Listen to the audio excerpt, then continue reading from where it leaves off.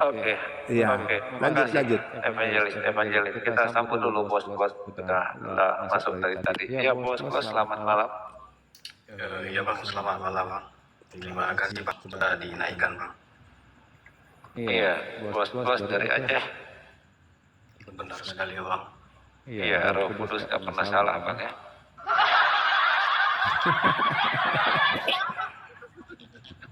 Iya kan?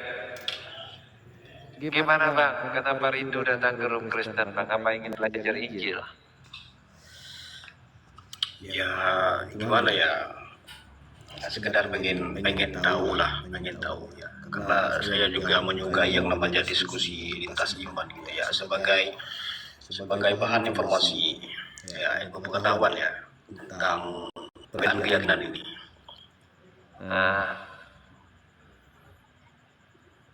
Tapi ada satu pertanyaan yang saya rasa sudah lama saya bingung ya dan ingin bertanya.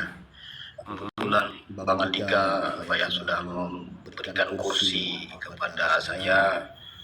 Mungkin ini bisa saya tanyakan kepada bos Andika. Bukan bos saya. Ya, sama-sama aja. Bukan bos. Kalau bos saya nggak pasti bekas orang sindik. Abang ya, atau siapa nih? Ini api penginjil sekarang. Oh, Abi Beginji. Boleh. Iya. Boleh. Ya, diperkenalkan Yang mau ditanya ya. apa? Boleh. Oke, aku nih bang penasaran bang dengan apa ya? Dengan Lukas 2 ayat 1 dengan ayat 3 itu bang. Saya bacakan bang ya. Saya selesaikan dulu pertanyaan saya, nanti Abi Penginjil tolong jawab ya. Oke. Lukas 2 ayat 1 sampai dengan ayat 3 di situ tertulis, pada waktu itu Kaisar Agustus mengeluarkan satu perintah menyuruh mendaftarkan semua orang di seluruh dunia. Inilah pendaftaran yang pertama kali diadakan sewaktu Quirinius menjadi wali negeri Syria. Maka pergilah semua orang mendaftarkan diri masing-masing di kotanya sendiri. Jadi setelah saya mencari tahu bahwa Kaisar Agustus itu berkuasa kalau tidak salah tahun 27 sebelum Masehi sampai dengan tahun 14 Masehi. Yaitu tersebut juga tertulis bahwa sensus itu dilaksanakan ataupun terjadi pada saat Quirinius menjadi gubernur Syria. Nah, coba diulangi.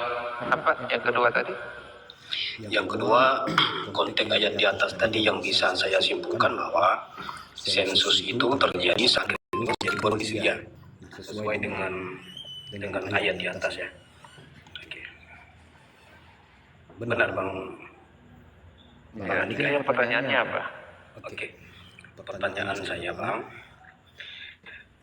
tolong berikan bukti sejarah ya tentang sensus yang dikatakan dalam Lukas itu bang ya. Tolong berikan data bukti sejarah tentang validitas terhadap ayat tadi ya, bahwa jadi sensus di seluruh dunia atau di seluruh kekaisaran Romawi pada masa itu. Kemudian pertanyaan saya yang kedua, apakah mungkin Quirinius mengadakan sensus padahal dia belum menjadi gubernur Syria pada saat itu? Karena kenapa saya katakan demikian? Karena setelah saya cari informasi, Quirinius ini baru menjabat itu sekitar 6 Masehi, sedangkan Herodes itu meninggal 4 sebelum Masehi. Jadi Lukas menyatakan sensus terjadi saat Quirinius menjadi gubernur. Ya, bagaimana mungkin Quirinius mengadakan sensus sebelum dia menjadi gubernur? Mungkin itu saja pertanyaan saya. Ataupun apakah ada mungkin ada orang Indonesia yang mengikuti sensus itu bang? Mungkin data sejarah Indonesia juga ikut terlibat dalam sensus itu bang. Tolong ya, karena di situ dikatakan seluruh dunia. Mungkin Indonesia mungkin terlibat juga bang. Nah saya minta bukti bang, bukti sejarah yang diterangkan oleh Lukas. Oke, terima kasih. Belum ada Indonesia waktu itu.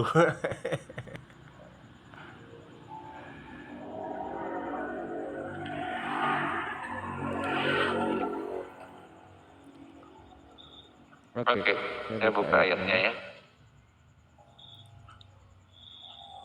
Ya, sangat bagus pertanyaannya, Bang. Ya, karena Lukas 2 ayat 1 dan 3 saya izinkan saya membaca ulang. Tapi jangan dipotong, Bang, ya, biar uraiannya lebih lengkap. Ini membutuhkan sedikit waktu memang. Pada waktu itu Kaisar Agustus mengeluarkan suatu perintah menyuruh mendaftarkan semua orang di seluruh dunia. Inilah pendaftaran yang pertama kali diadakan sewaktu Kirenius menjadi wali negeri di Syria. Maka pergilah semua orang mendaftarkan diri masing-masing di kota sendiri. Nah, Kaisar Agustus itu kalau kita lihat, Bang, Octavianus atau nama resminya, Kaisar Agustus itu nama resminya Octavianus.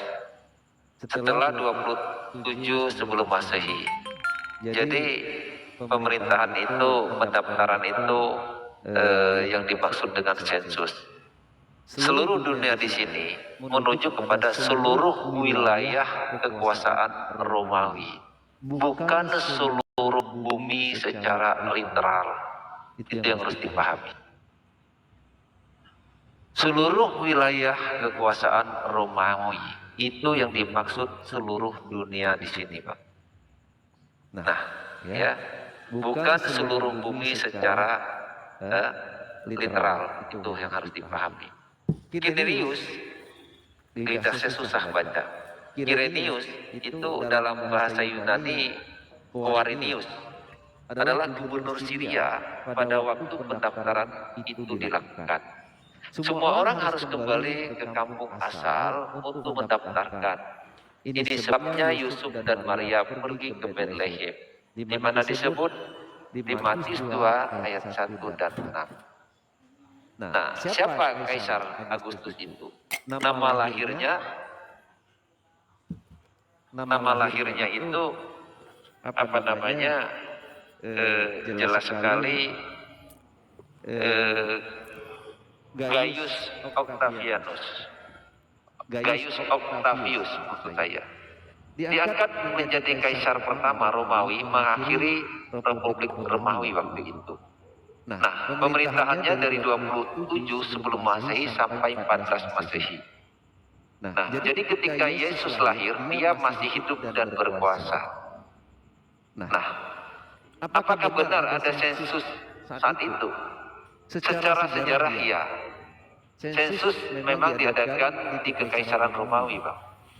Jadi Kaisar Agustus itu jelas tercatat mengadakan beberapa sensus. Untuk apa? Menetapkan pajak, penyusun militer, menertibkan administrasi katakanlah provinsi.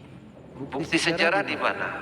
Sejarah Romawi seperti Suetonius dan Tacitus itu mencatat bahwa Agustus mengatur sensus di banyak daerah. Nah, dan res gestea itu Divi Augusti atau dokumen resmi Agustus itu menyebutkan bahwa ia mengadakan 3 sensus di Romawi. Ya. Jadi namun catatan khusus di Yudea atau Israel pada waktu persis kelahiran Yesus tidak banyak memang dokumentasinya karena banyak catatan hancur dan hilang. Namun itu jelas dokumentasinya itu benar gitu loh. Artinya tidak ditulis berbundel-bundel tetapi ada. Nah, jadi di sini jelas sekali tentang literaturnya dan sejarahnya. Jadi bukan untuk dimaksud seluruh dunia itu bukan planet bumi, tetapi seluruh wilayah kekuasaan Romawi, Bang. Itu, Bang, yang saya bisa kasih jawaban secara teologi dan apa namanya teologi, secara teologi dan literasi yang tepat sesuai Alkitab, ya. Dan sejarah tentang hal ini, kalau abang tidak puas, abang boleh mencari lagi literasi sumber sejarah lainnya. Begitu, Pak. Oke, terima kasih ya atas jawabannya ya. Karena begini ya, sesuatu yang kemudian ditulis dalam kitab suci yang menjadi rujukan kepercayaan miliaran umat manusia di seluruh dunia, itu validitasnya itu harus dicek, kebenarannya itu memang harus teruji kan. Makanya saya bertanya demikian, apakah sensus itu pernah terjadi di wilayah Romawi? Iya, itu logis, abang tanya logis. Oke. Bukti sejarah, karena begini, jika sensus sebesar itu benar terjadi ya, saya rasa para sejarawan besar itu pasti mencatatnya, karena narasi sensus itu kemudian ditulis dalam kitab suci, itu yang pertama. Tapi kalau memang ada ya, boleh Abi Penginjil memberikan kepada saya, ini ada manuskrip tentang sejarah ini diabadikan pada tahun sekian. Nah, jadi ini yang ingin saya tanyakan. Karena begini, kalau kita lihat dari para sejarawan itu seperti Tacitus, Suetonius, dan Josephus, itu sangat detail mencatat kejadian-kejadian tentang sesuatu yang dianggap luar biasa di dalam kekristenan. Ya, namun terkait sensus ini tidak ada ya, belum ada. Ya, saya tidak berani mengatakan tidak ada, ya belum ada. Ya belum ada. Kalaupun ada ya monggo ya diberikan. Kemudian yang kedua, Bang Andika, terkait menyuruh rakyat Romawi untuk kembali ke kota leluhur kan begitu ya, Bang Abi. Ya, lanjut. Oke. Jadi dari informasi yang saya selidiki, yang saya baca, dalam sistem Romawi itu, sensus itu dilakukan untuk pajak dan militer, benar, seperti yang Abi Penginjil sampaikan ya. Dan itu biasanya dilakukan di tempat tinggal saat itu gitu kan. Jadi bukan berdasarkan asal usul nenek moyang. Jadi saya rasa ini tidak masuk akal. Ribuan orang itu harus berpindah kota hanya untuk didata. Ini akan mengacaukan administrasi Romawi, ya, bukan mempermudahkan, karena tradisi sebelumnya itu ya tidak demikian. Kemudian mengenai Quirinius ya, di situ dijelaskan bahwa pada saat Quirinius menjadi wali negara, tadi saya katakan, kalau kita cek informasi ya, pada saat terjadinya sensus itu, Quirinius dia tidak menjabat sebagai gubernur Syria. Bagaimana mungkin orang yang tidak menjabat sebagai gubernur Syria kemudian menjabat sebagai gubernur Syria di dalam kitab suci? Iya, sudah Bang ya. Jadi tadi sebahagian sudah saya jelaskan, tapi abang masih bertanya tentang hal itu ya.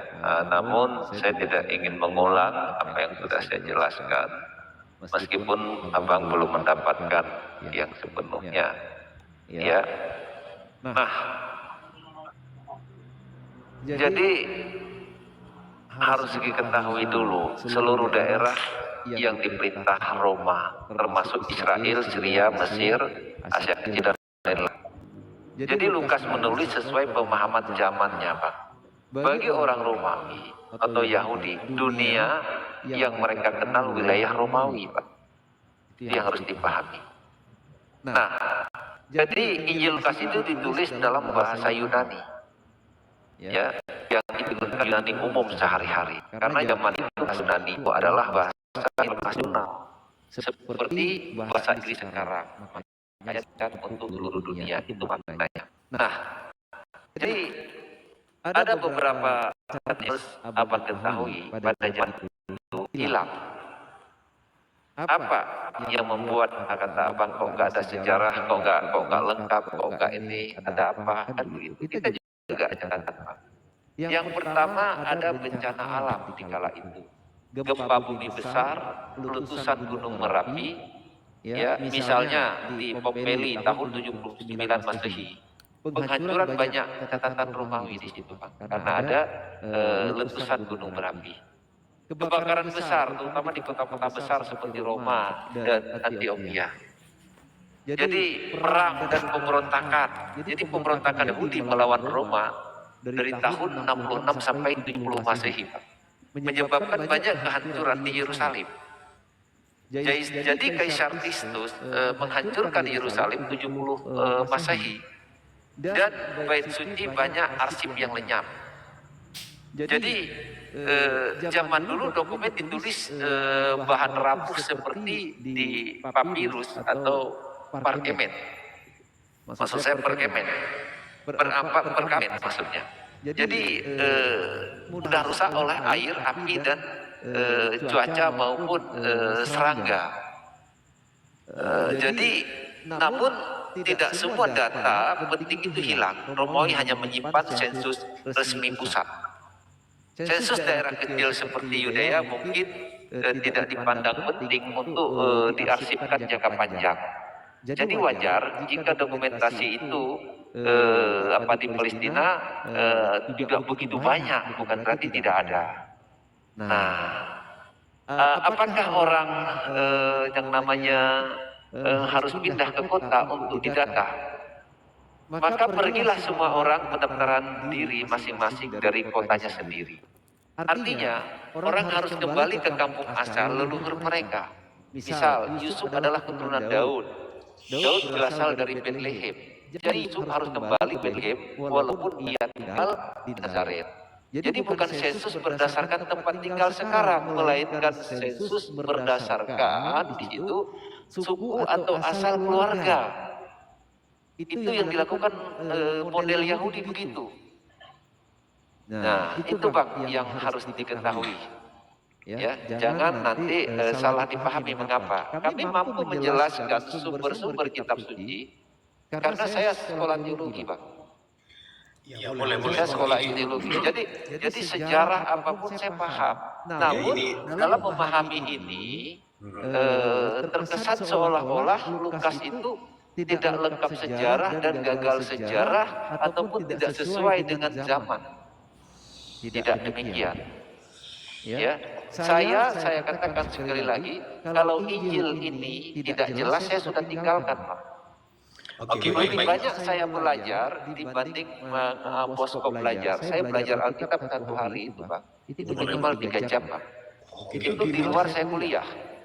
Ya, ini kita Cukup banyak saya belajar. Makanya saya ingin mengatakan kepada Abang, agar Abang tidak gagal paham, silakan Abang mencari sumber-sumber sebuah informasi Alkitab ini yang cukup luas, Bang. Nggak ada ditutup Alkitab. Oh, nggak boleh belajar. Takut ini nggak ada yang ditakuti, Bang. Abang boleh gali, Abang cari manuskrip di mana-mana. Itu nggak ada yang kontradiksi. Karena setiap dibukukan ini sudah memang jelas gitu loh. Nggak ada yang dipakai asumsi di sini. Ya, Karena ini firman Allah yang hidup. Ini yang saya ingin simpulkan bahwa supaya teman-teman di bawah juga paham bahwa yang saya sampaikan tadi adalah itu sumber kebenaran. Bukan karangan saya, bukan cerita saya, dan itu Alkitabiah dan sejarah yang jelas. Begitu, Pak. ya baik ya, saya sepakat ya dengan ataupun narasi penutup dari Abi Penginjil ini ya. Bahwa sesuatu yang kemudian menjadi rujukan kepercayaan kita sebagai kitab suci itu harus memang terpercaya, bukan hoax ya, harus tervalidasikan gitu. Tadi sempat Abi Penginjil mengatakan bahwa itu tidak sempat dicatat oleh sejarawan mungkin karena pada saat itu terjadi bencana alam gitu ya. Bukan nggak sempat dicatat, sudah dicatat ada bencana alam, tetapi tidak semua rusak. Oke. Nah, jadi saya sudah memberikan tadi literaturnya, literasinya, ya. Ya, apa-apa kita diskusi ya. Ya, itu maksud saya. Jadi karena zaman dulu kan dicatat di beda apa, beda dengan sekarang, Pak. Nah, tetapi yang terpenting adalah bagi kami apa? Apa yang disampaikan oleh Yesus itu yang nggak boleh hilang. Apa yang Yesus sampaikan itu nggak boleh hilang karena itu adalah firman Tuhan. Oke, sebentar. Sedangkan sejarahnya itu, Pak, itu dia sesuai dengan zamannya ditulis.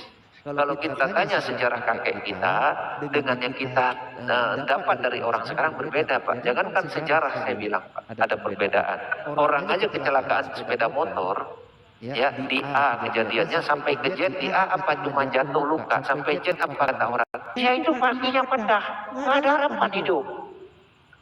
Kenapa? Cerita itu melebar, tetapi kita ada kanonisasinya jelas, ya, manuskripnya jelas, dasarnya jelas, dari abad ke-1 sampai sekarang. Itu sangat jelas sekali. Bayangkan, ya, Paulus abad keberapa? Tetapi dia pintar menulis.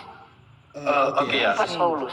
Ya sebentar, pengennya ya sebentar ya. Kita diskusi ini maksudnya gitu ya. Karena yang namanya kebenaran itu adalah bentuk absolut, bentuk mutlak yang tidak bisa dihilangkan oleh sesuatu apapun ya. Berkenaan dengan penjelasan yang telah kami sampaikan bahwa bisa jadi itu sudah dicatat kemudian terjadi bencana alam kan begitu ya.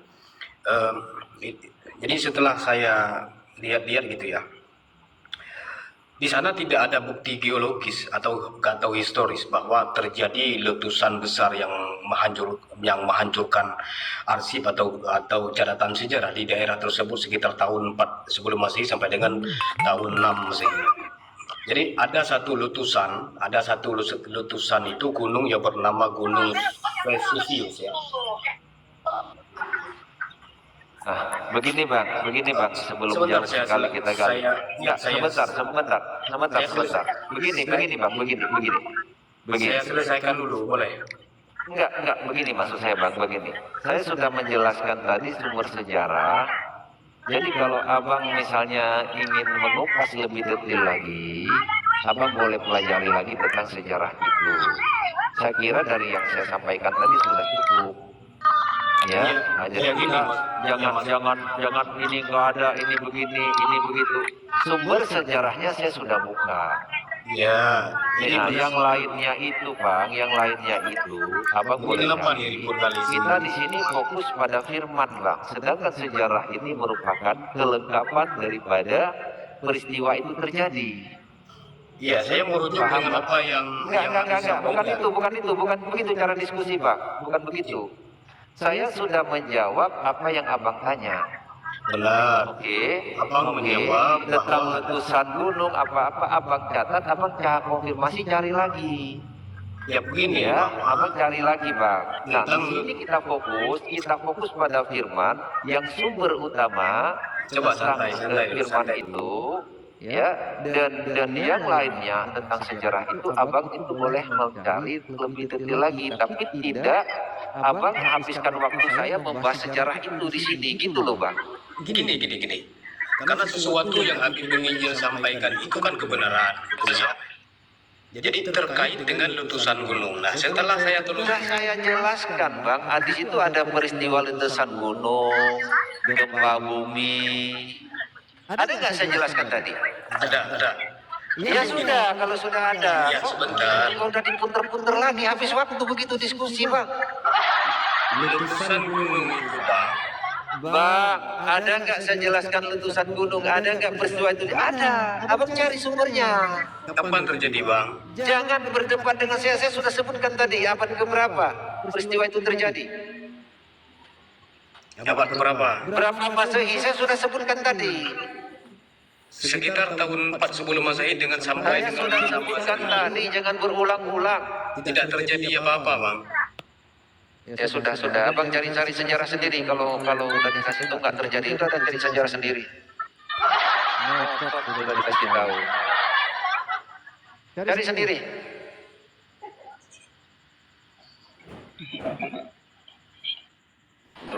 Aneh manusia yang ngotot dikasih tahu. Putar-putar di situ habis waktu tau nggak?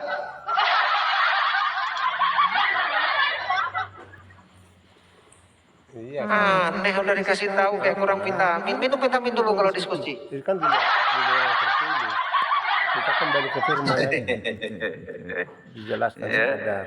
Jadi kita udah memberi ke buktinya, dia masih muter-muter bang, seolah-olah nggak ada sejarah gitu loh. Itu yang dia inginkan gitu loh. Saya udah kelihatan narasi dia, arah dia, saya udah tahu. Nah, narasi bebas kata dia dibawakan, karena dia mau puter-puter seolah-olah dia lembut. Ingat ya, bukan berarti orang ngomong lembut itu udah berarti benar. Hati-hati.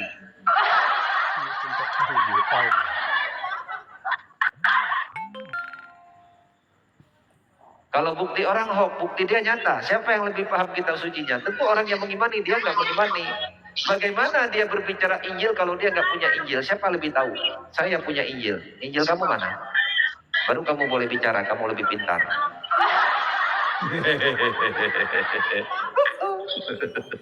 Iya kan? Benar nggak, Rob?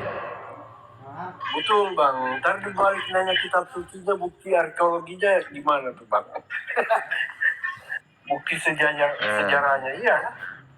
Nah, dia mau mutar-mutar bang, mau pura-pura lembut, mau mutar-mutar. Model kamu nggak usah jebak saya, nggak bisa. Saya punya kitab suci, punya Injil dan Taurat. Kamu nggak punya, jadi saya lebih tahu, bukan kamu yang lebih tahu kitab Injil dan Taurat. Kamu nggak punya kitab, kalau ada tunjukkan saya mana kitabmu. Itu fakta ya, itu fakta. Di situ kamu sudah kalah sama saya. Kamu nggak akan menang karena saya punya kitab yang saya imani, sedangkan kamu tidak punya Injil dan Taurat. Mana Injil Taurat yang kamu punya? Buktikan sama saya, baru kita diskusi asik. Kalau nggak ada, nggak nyambung. Saya punya Alkitab, kamu nggak punya, apa yang mau didiskusi? Gimana Bang Rob? Cocok begitu jawabannya? Mantap bang. Jawaban yang dituntun Roh Kudus itu bang. Naik aja udah ketahuan orangnya ya bang. Iya, dia seolah-olah dia seorang akademis loh gitu, bahaya gak asal ngomongnya bla bla bla bla. Itu udah ditulis bang, udah dirancang sama dia bang. Tapi saya bisa jawab. ini hati-hati ya, kalau nggak memahami, ini repot ketemu orang begitu, langsung framing nanti. Beda kita tanya sama mereka. Kalau kita tanya sama mereka, oh saya belum sampai ke situ ilmunya. Enggak sembarang bicara itu, harus ada tingkatannya. Hampir diseret juga tadi berdebat. Berdebat yang tidak perlu. Kenapa Pak Juris?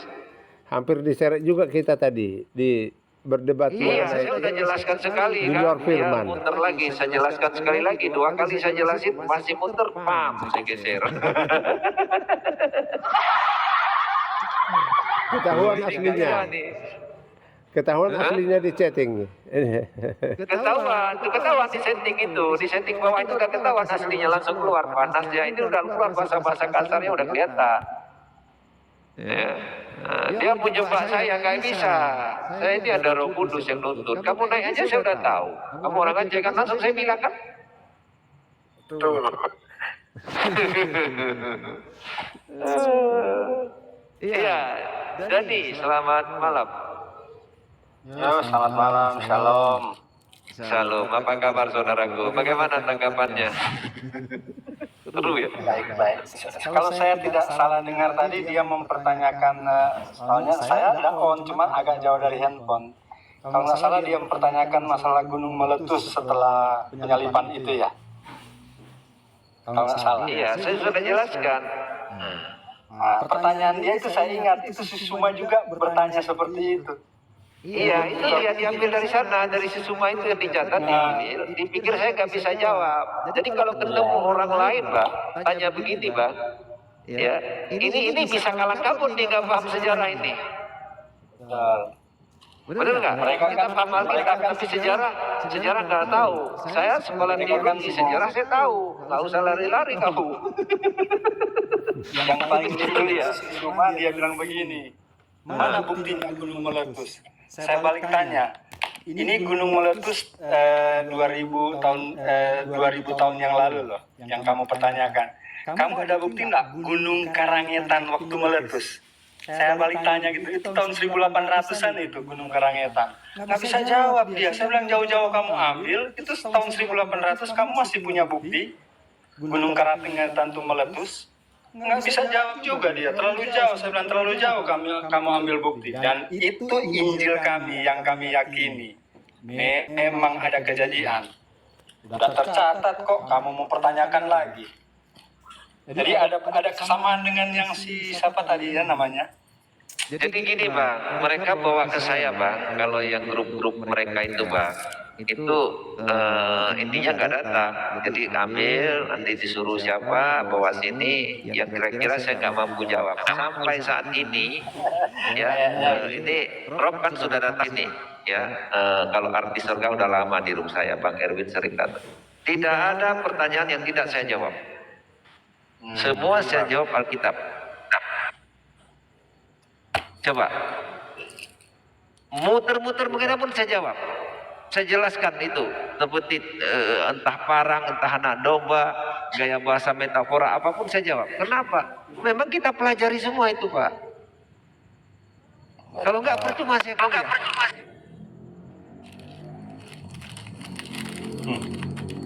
Saya lebih 10 tahun loh perbandingan. Lebih 10 tahun perbandingan sebelum saya terima Yesus.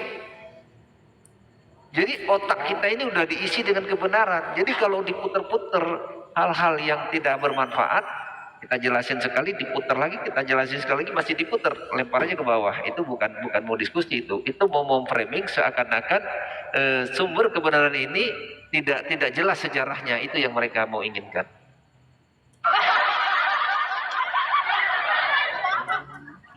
Bang, maaf bang. Abang dari sebelah dulu ya? Maksudnya? Iya, saya dari sebelah. Iya. Saya kan kuliah teologi bang. Saya juga belajar sejarah, bukan teologi saja. Dan kita diperlengkapi bang. Iya. Bukan satu sisi saya belajar. Teologi saya belajar, sejarah saya belajar. Jadi jangan dipikir mereka, saya ke sekolah teologi ini nggak ngerti sejarah. Oh tidak. Kalau yang dari kita ke sana, mereka itu belajar menghujat, bang. Karena logika mereka nggak sampai. Makanya saya bilang, kalau belum dijelupkan ke dalam air, belum dibaptis dalam nama Bapa, Putra, dan Roh Kudus, memang susah nyampainya. Ya. Karena namanya belum tercatat bang di dalam buku kehidupan. Gimana mau ngerti? Sekarang logika begini bang. Sekarang kita simpan Tuhan dulu. Kita berbicara logika. Tuhan Maha Kuasa tidak?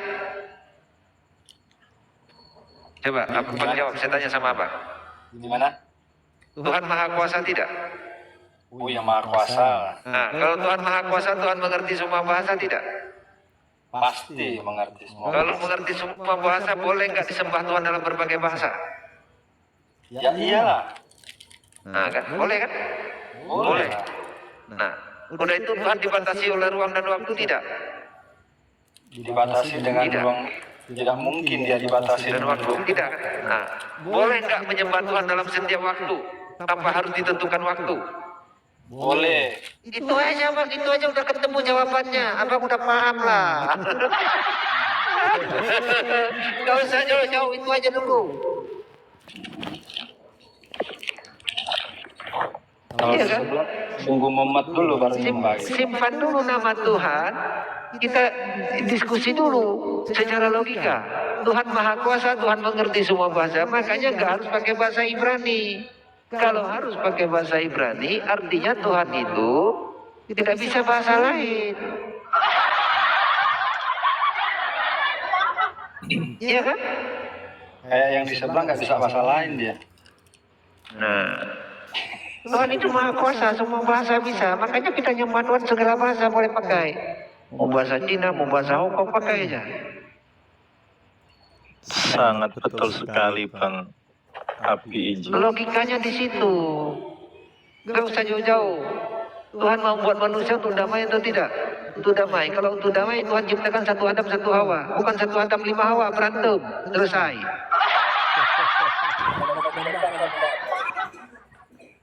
Betul tidak? Berapa wanita dicipta? Satu. Berapa laki-laki? Satu. Bukan tiga. Makanya orang Kristen gak boleh kawin tiga. Itu dasarnya.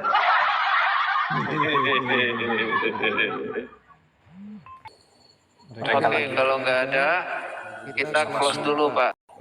Ayo, mari kita berdoa. Terima kasih Tuhan, kesempatan yang masih Kau berikan dan kekuatan oleh Roh Kudus masih Kau berikan untuk kami, dan kesempatan-kesempatan yang ini kami manfaatkan Tuhan. Oleh kemurahan-Mu kami bahagia Tuhan mendapatkan kesempatan ini, dan hari-hari yang akan datang seluruh aktivitas rohani kami serahkan ke dalam tangan-Mu. Tolonglah kami Tuhan, mampukan kami untuk menyatakan kehendak-Mu lebih keras, lebih keras, lebih keras sampai puncaknya nanti Tuhan. Sampai kami dapat memberitakan tentang kedatangan-Mu yang memisahkan seperti pedang yang tajam memisahkan dan tidak membawa damai dengan ketidakbenaran, memisahkan antara pengikut Tuhan dan yang bukan pengikut Tuhan, memisahkan yang rohani dan yang bukan rohani. Biarlah Tuhan peserta-peserta dan pengikut-pengikut yang akan datang untuk live selanjutnya Tuhan, semakin Engkau tunjukkan yang berbobot Tuhan, supaya kami lebih konsentrasi memberitakan firman-Mu, fokus pada firman-Mu, fokus pada Alkitab, supaya kami tidak terseret di dalam debat kusir yang tidak berarti, yang tidak bersubstansi, supaya kami tetap diberkati dan banyak orang diberkati dan kami sendiri terberkati di dalam setiap diskusi-diskusi kami, di dalam setiap live kami. Kami serahkan Tuhan rencana perjalanan yang sudah direncanakan dan yang Engkau rencanakan yang belum terungkapkan, perjalanan untuk Abi Penginjil ini kemana-mana. Semakin Engkau pakai kemampuan dengan tanda-tanda ajaib Engkau berikan kepadanya Tuhan. Biarlah Tuhan dengan posisinya sebagai murtadin dari Aceh tetap bersinar Tuhan, dan secara khusus. Dan kami tahu Tuhan beban kami bersama Tuhan untuk negeri Aceh juga Tuhan, supaya bersinar Tuhan, tetap bersinar cahaya Injil-Mu Tuhan. Terima kasih Tuhan, kami serahkan Tuhan, kami tolak segala kuasa kegelapan, roh-roh jahat, roh pengganggu, segala roh yang tidak sejalan dengan Tuhan dalam acara-acara selanjutnya. Dan juga saudara-saudara kami yang ada di sini, saudara Rob dan Dani Tuhan, dan juga teman-teman yang tadi yang masuk Tuhan. Demikian juga saudara kami tadi Tuhan yang berpura-pura sebagai pendukung, berpura-pura lemah lembut. Engkau benar-benar lembutkan hatinya Tuhan, supaya hari yang akan datang dia merasakan sesuatu, suasana yang baru, suasana Roh Kudus, suasana kerajaan Allah. Terima kasih Bapa, di dalam nama Yesus kami berdoa dan mengucap syukur. Tenteramkan jiwa kami beristirahat malam ini, dan kami mendapat kesegaran baru besok Tuhan, dan untuk kami dapat melakukan aktivitas kami dan aktivitas jasmani maupun pelayanan-pelayanan kami. Di dalam nama Yesus kami berdoa. Haleluya. Amin.